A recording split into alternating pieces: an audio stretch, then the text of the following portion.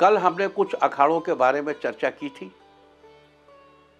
आज हम एक बार फिर इस धर्म क्षेत्र में, इस कुंभ क्षेत्र में आपसे शेष अखाड़ों की चर्चा करेंगे कि ये अखाड़े किस सन में स्थापित हुए, जगत गुरु शंकराचार्य ने पृथ्वी पर अवतार लेने के बाद इन अखाड़ों को किस प्रकार संयोजित किया, किस प्रकार उन्हें लेकर आगे बढ़े। तो आइए अब हम चर्चा करते हैं शेष अखाड़ों की, जिनकी कीर्ति अनंत है, जिनका यश अनंत है, जिनकी ध्वजा अनंत है और जिनकी गाथाएं भी अनंत है। तो आइए अब बात करते हैं नागा साधु की और नागा साधु बनने की प्रक्रिया। देखिए, नागा साधु बनने की प्रक्रिया अत्यंत कठिन है। सबसे पहले नागाओं को आदर्श के साथ प्रणाम करते हुए ये बताऊं कि एक नागा साधु बनने के लिए 12 वर्ष का समय लगता है। नागा संप्रदाय में शामिल होने के लिए आवश्यक जानकारी प्राप्त करने में 6 साल लग जाते हैं। इस दौरान नए सदस्य केवल लंगोट पहनते हैं और कुंभ मेले में अंतिम प्रण लेने के बाद लंगोट भी त्याग देते हैं तथा जीवन भर इसी अवस्था में रहते हैं। अब प्रश्न है, नागाओं की उपाधियां क्या क्या हैं?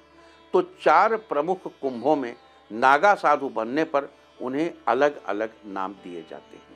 इलाहाबाद के कुंभ में उपाधि पाने वाले को नागा, उज्जैन में उपाधि पाने वाले को खूनी नागा, हरिद्वार में उपाधि पाने वाले को बर्फानी नागा और नासिक में खिचड़िया नागा कहा जाता है। इससे ये स्पष्ट होता है कि साधु को किस कुंभ में नागा की उपाधि मिली। अब जहां तक इनके आध्यात्मिक पद का प्रश्न है तो इसमें कुटीचक्र, बहुदक, हंस और सबसे बड़ा परमहंस। आध्यात्मिक पद समझिए, सबसे पहले है कुटीचक्र, फिर है बहुदक, फिर है हंस और सबसे बड़ा है परमहंस। तो नागाओं में परमहंस को सर्वोच्च दर्जा प्राप्त होता है। शस्त्रधारी नागा अखाड़ों के रूप में संगठित होते हैं। इसके अलावा नागा साधुओं में अवघड़, अवधीत, अवधूत, महंत, कापालिक और श्मशानी आदि भी होते हैं। नागा के पद की दीक्षा लेने के बाद साधुओं को उनकी वरीयता के आधार पर विभिन्न पद दिए जाते हैं, जैसे कोतवाल, पुजारी, बड़ा कोतवाल, भंडारी, कोठारी, बड़ा कोठारी, महंत और सचिव। ये प्रमुख पद होते हैं। सबसे प्रमुख और महत्वपूर्ण पद सचिव का होता है। 7 अखाड़े ही नागा बनाते हैं। देखो, हर अखाड़े से नागा नहीं बनते। 13 प्रमुख अखाड़ों में से 7 सन्यासी अखाड़े ही नागा साधु बनाते हैं। और ये कौन से हैं? ये हैं जूना, महानिर्वाणी, निरंजनी, अटल, अग्नि, आनंद और आवाहन अखाड़ा। फिर से दोहरा दूं, निरंजनी अखाड़ा, महानिर्वाणी अखाड़ा, जूना अखाड़ा, अटल अखाड़ा, आनंद अखाड़ा, अग्नि अखाड़ा और आवाहन अखाड़ा। अब प्रश्न है कि नागा करते क्या, इनकी दिनचर्या क्या है? तो नागा साधु सुबह 4 बजे उठकर नित्य क्रिया और स्नान करते हैं और फिर श्रृंगार करते हैं। देखिए, बड़ा महत्वपूर्ण है। उसके बाद हवन, ध्यान, वज्रोली, प्राणायाम, कपालक क्रिया और नौली क्रिया करते हैं। पूरे दिन में एक बार शाम को भोजन करते हैं और फिर बिस्तर पर चले जाते हैं। अच्छा, अब नागा श्रृंगार की बात की हमने, तो देखो, सुना है ना 16 श्रृंगार। यहाँ 16 नहीं, यहाँ 17 श्रृंगार। और 17 श्रृंगार में क्या क्या है? लंगोट, भभूत, चंदन, लोहे या चांदी के कड़े, अंगूठी, पंचकेश, कमर में माला, माथे पर रोली, कुंडल, चिमटा, डमरू, कमंडल, गुथी हुई जटाएं, तिलक, काजल, हाथों में कड़ा और बाहों में रुद्राक्ष की मालाएं, ये शामिल है। नागा लोग स्वभावतः इन श्रृंगारों के अलावा नागा बाबाओं की विशेषता ये है कि कुछ बहुत नरम दिल होते हैं तो कुछ थोड़ा अक्खड़ स्वभाव के भी होते हैं। कुछ नागा साधुओं के रूप रंग इतने डरावने होते हैं कि उनके पास जाने में डर लगता है। महाकुंभ में आए नागा साधुओं का दिल बच्चों जैसा निर्मल होता है और ये अपने अखाड़ों में हमेशा धमाचौकड़ी मचाते रहते हैं। इनके मठ में हमेशा अटखेलियाँ होती रहती हैं। महानिर्वणी, जूना और निरंजनी अखाड़ों में सबसे अधिक नागा साधु होते हैं। अब प्रश्न है कि नागा वस्तुएं क्या क्या हैं? तो नागा वस्तुएं हैं त्रिशूल, डमरू, रुद्राक्ष, तलवार, शंख, कुंडल, कमंडल, कड़ा, चिमटा, कमरबंद या कोपीन, चिलम, धूनी के अलावा भभूत आदि। और नागा के अभिवादन मंत्र हैं ओम नमो नारायण, ओम नमो नारायण। नागा का ईश्वर नागा साधु केवल शिव के भक्त होते हैं और वे किसी अन्य देवता को नहीं मानते। और नागा का कार्य है गुरु की सेवा करना, आश्रम का कार्य करना, प्रार्थना करना, तपस्या और योग क्रियाओं का अभ्यास करना। और नागाओं का इतिहास सबसे पहले वेद व्यास ने संगठित रूप से वनवासी सन्यासी परंपरा शुरू की थी, वेद व्यास। उसके बाद शुकदेव जी ने और फिर कई ऋषि और संतों ने इस परंपरा को नया आकार दिया। पहला अखाड़ा, अखंड अखाड़ा 547 ईस्वी में स्थापित हुआ। बाद में शंकराचार्य जी ने 4 मठ स्थापित करके दशनामी संप्रदाय की नींव रखी। अब नाथ परंपरा की बात कर लेते हैं। माना जाता है कि नाग, नाथ और नागा ये परंपरा गुरु दत्तात्रेय की परंपरा की शाखाएं।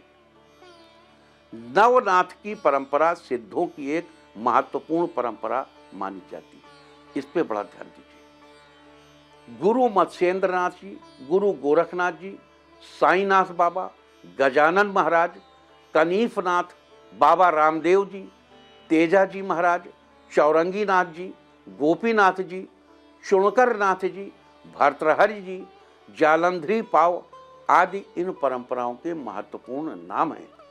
घुमक्कड़ी नाथों की परंपरा बहुत प्रचलित रही है। नागाओं की शिक्षा और दीक्षा, नागा साधुओं को सबसे पहले ब्रह्मचारी बनने की शिक्षा दी जाती है। इस परीक्षा को पास करने के बाद दीक्षा दी जाती है। इसके बाद की परीक्षा यज्ञोपवीत और पिंडदान की होती है, जिसे बिजवान कहा जाता है। अंतिम परीक्षा दिगंबर और श्री दिगंबर की होती है। दिगंबर नागा एक लंगोटी पहन सकते हैं, लेकिन श्री दिगंबर को बिना कपड़े के ही रहना होता है और उनकी इंद्रियां तोड़ दी जाती।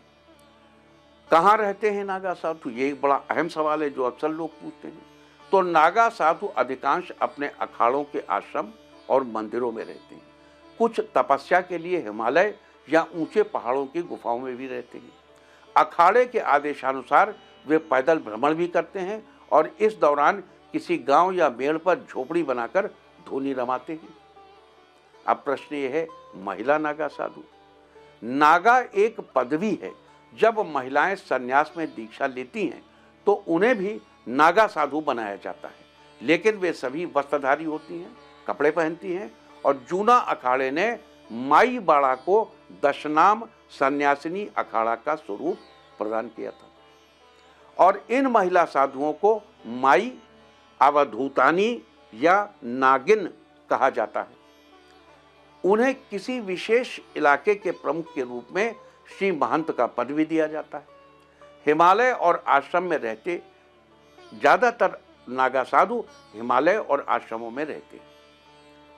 ये अपने मठ, आश्रम और हिमालय की कंदराओं में निवास करते हैं, साधना करते हैं। केवल कुंभ मेले में स्नान के दौरान ही वे सांसारिक दुनिया का दर्शन करते हैं। अब एक शब्द और है, नागा बेड़ा। तो नागा सन्यासियों के अखाड़े शंकराचार्य के पहले भी हुआ करते थे, लेकिन तब इन्हें अखाड़ा नहीं कहा जाता था। देखो, यहाँ ये समझ लेना जरूरी है। हम लोग समझ लेते हैं कि आदि शंकराचार्य ने ही सारा कुछ, पहले से तो सनातन धर्म तो पहले से ही था। उन्होंने तो इसको, उसकी योजना बना दी थी, इसको सुसंगठित कर दिया था। तो पहले शंकराचार्य जी से पहले इनको अखाड़ा नहीं कहते थे, इन्हें नागा बेड़ा या साधुओं का जत्था कहा जाता था। नागा शब्द की उत्पत्ति संस्कृत के नागा शब्द से मानी जाती है, जिसका अर्थ है पहाड़, और इस पर रहने वाले लोग नागा कहलाते हैं। सिकंदर के साथ आए यूनानी दिगंबर साधुओं के दर्शन हुए थे और बुद्ध और महावीर भी इन्हीं साधुओं के प्रमुख संघों के अधिनायक थे। ऐसे ही नागा साधुओं के प्रमुख संघों के अधिनायक थे। जैन धर्म के दिगंबर साधु और हिंदू धर्म के नागा सन्यासी दोनों एक ही परंपरा से जुड़े। कुंभ मेला जो कि हर 12 वर्ष में होता है, महाकुंभ मेला, ये बल्कि बीच में अर्ध कुंभ भी होता है और कुंभ भी होता है, तमाम होते हैं, जो कुछ भी है, ये हिंदू धर्म के जो अन्य स्तंभ है, जैसे जैन धर्म, जैसे बौद्ध धर्म या सिखिज्म, तो इन सब के लिए भी उतना ही इम्पोर्टेंट है जितना मुख्य सनातन धर्मियों के लिए। सिख धर्म की शुरुआत ही हिंदू धर्म की रक्षा के लिए हुई थी। जैन धर्म सनातन धर्म से निकला हुआ एक पंथ है और बौद्ध भी वैसा ही है। बौद्ध के अपने नियम कानून हैं जो सनातन से कुछ डिफरेंट लगते हैं, तो लगता है कि अलग धर्म नहीं, सब पंथ है, धर्म तो सनातन ही है। लेकिन इन सभी पंथों के लिए कुंभ मेला अत्यंत महत्वपूर्ण है, ये आदिकाल से इससे जुड़े रहे। प्राप्त जानकारी के अनुसार 10,000 ईसा पूर्व से कुंभ के होने के प्रमाण मिलते हैं। कब? 10,000 BC, 10,000 बिफोर सेंचुरी, जब पश्चिम में रोम में वहाँ के जो साम्राज्य करने वाले लोग थे, खुद को देवता बताते थे और लोगों को जिन्हें वो लूटते थे उन्हें मनुष्य समझते थे, उन्हें गुलाम बना लेते थे। 10,000 BC से इस देश में कुंभ के होने के प्रमाण प्राप्त हैं। हो सकता है इसके पहले से भी होता हो, हमें मालूम नहीं। जैन और बौद्ध धर्म कालांतर में इसी धर्म की एक शाखा के रूप में विकसित हुए और इनके अनुयायी शुरू से, जैन और बौद्ध धर्म के अनुयायी सदा से इसमें भाग लेते हैं। हेमचंद्र की गाथा, जैन तीर्थंकरों की मूर्तियों की पूजा और जैन साहित्य के कुंभ मेले में उल्लेख जैन धर्म के अनुयायियों के कुंभ मेले में भाग लेने का प्रमाण है। इसी तरह ह्वेनसांग की यात्रा, फाहियान की यात्रा और बौद्ध साहित्य में कुंभ मेले का उल्लेख बौद्ध धर्म के अनुयायियों के कुंभ मेले में भाग लेने के प्रमाण हैं। इन साक्ष्यों से ये स्पष्ट होता है कि जैन और बौद्ध धर्म के अनुयायी कुंभ मेले में भाग लेते थे और इस आयोजन का महत्व उनके धर्म में भी था। आज भी बौद्ध और जैन साधु और उनके अनुयायी प्रयाग कुंभ में शामिल होते हैं, लेकिन ये पेशवाई नहीं निकालते हैं। अब क्यों पेशवाई नहीं निकालते? देखो, पेशवाई कौन निकालता था? व्हाट इज पेशवाई? जो विजय करने के लिए निकले और विजय करके लौटे,